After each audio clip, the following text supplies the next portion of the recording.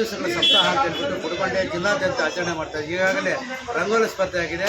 ಇವತ್ತು ಮೆಕ್ಯಾನಿಕ್ಗಳಿಗೆ ಒಂದು ಶರ್ಟ್ ಕೊಡುವಂಥ ಒಂದು ಕಾರ್ಯವನ್ನು ಇಟ್ಕೊಂಡಿವಿ.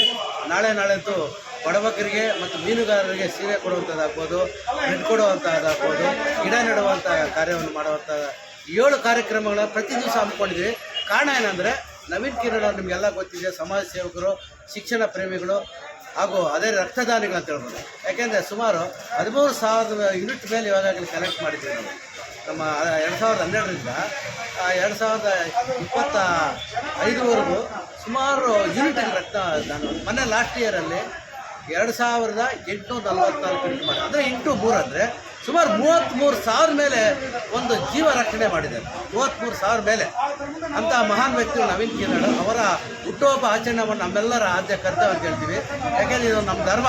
ಅವರ ಅಭಿಮಾನಿಗಳಿಗಾಗಿ ನಾವು ಇದೇ ರೀತಿ ಪ್ರತಿ ವರ್ಷ ಮಾಡ್ತಾಯಿದ್ದೀವಿ, ಇದೇ ರೀತಿ ಮುಂದುವರಿಸ್ತೀವಿ.